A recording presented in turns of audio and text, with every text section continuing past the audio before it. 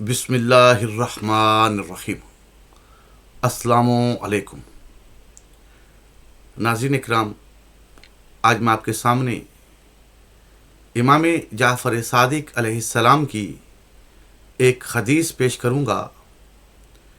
جس کے ذیل میں امام جعفر صادق علیہ السلام قرآن کے سورہ بقرہ کی آیت نمبر 249 سے ایک واقعہ کو پیش کر رہے ہیں۔ وہ واقعہ کیا ہے؟ اس واقعہ کے اندر یہ ملتا ہے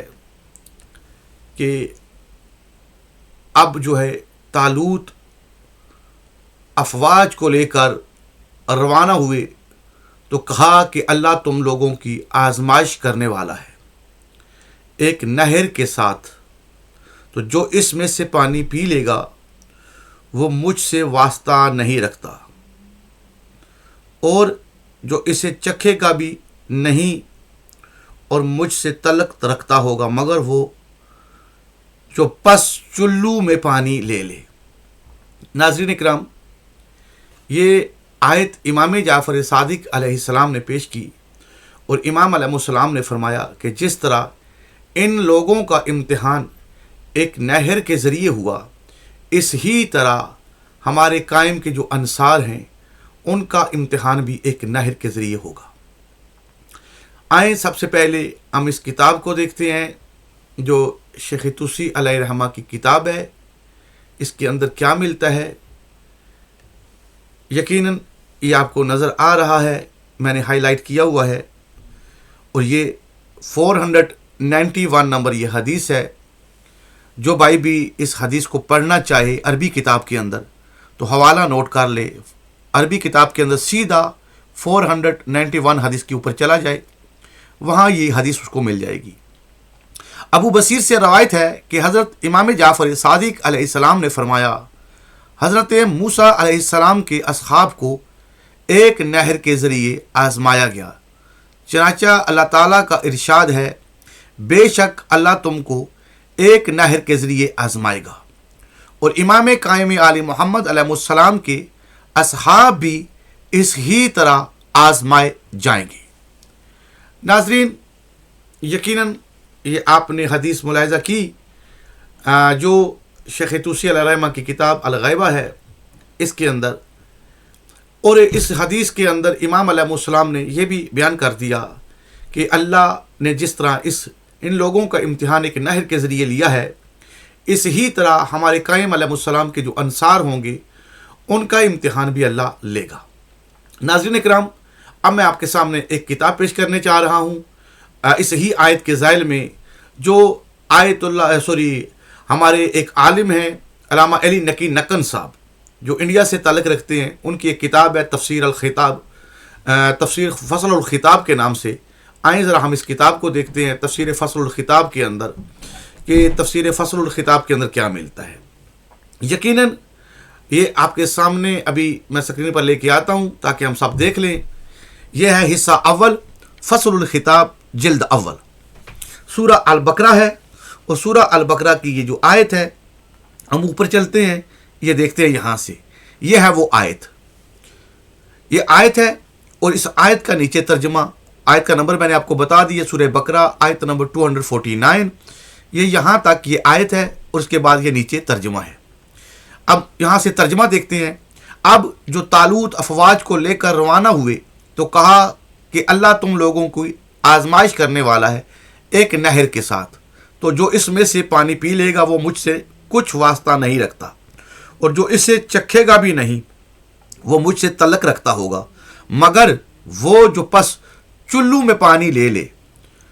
ناظرین، ہم آگے چلتے ہیں اور دیکھتے ہیں کہ اس کے ذیل میں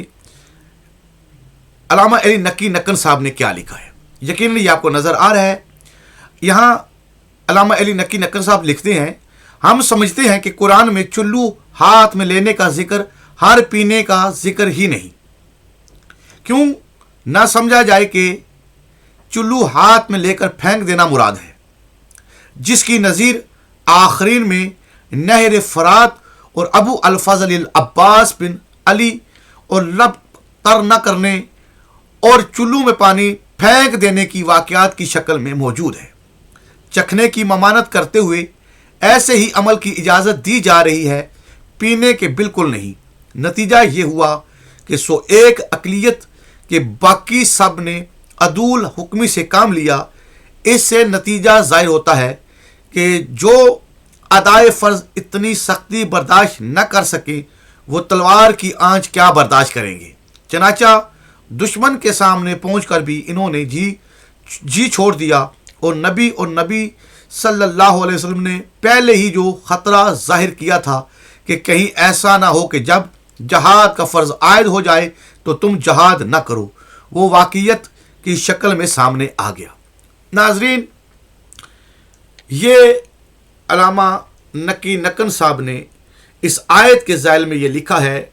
कि इस आयत के ज़ैल में ये वाक़या पहले भी मौला अब्बास अलैहिस्सलाम के दौर में भी पेश आया है। सिर्फ़ और सिर्फ जालूत और तालूत का जिक्र नहीं, बल्कि मौला अब्बास अलैहिस्सलाम ने दरियाए फ़रात में पानी का एक चुल्लू भर के फिर फेंक दिया, और वो पानी का चुल्लू जो फेंका था उस का जिक्र ही इस आयत के अंदर मौजूद है। और जहाँ नहर फ़रात पर जो इम्तिहान हुआ इस नहर के ज़रिए, और ये मौला अब्बास अलैहिस्सलाम के लिए भी साबित हो रहा है। इस ही तरह अंसारे इमाम महदी अलैहिस्सलाम का जहाँ जिक्र हुआ है, यकीनन अभी आपने वो हदीस मुलाहिज़ा की, इस हदीस के अंदर भी अंसारे इमाम महदी अलैहिस्सलाम जो हैं उनका जिक्र मिलता है कि उनका इम्तिहान भी ऐसे ही होगा। तो नाज़रीन, आज की इस वीडियो के अंदर मैंने सिर्फ़ और सिर्फ इस आयत के ज़ैल में जो इमाम जाफ़र सादिक अलैहिस्सलाम का हुक्म था वो दिखाना मकसद था जो मैंने आपको दिखाया,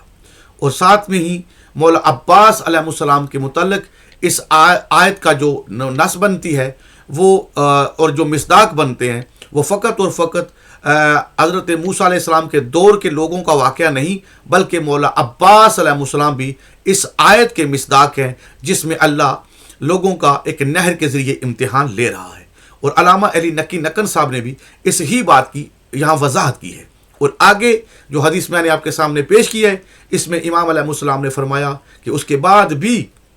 कुछ लोगों का इम्तिहान होगा जो इमाम कायम आले मोहम्मद अलैहिस्सलाम के अंसार होंगे। तो दुआओं में याद रखिएगा। अस्सलामु अलैकुम।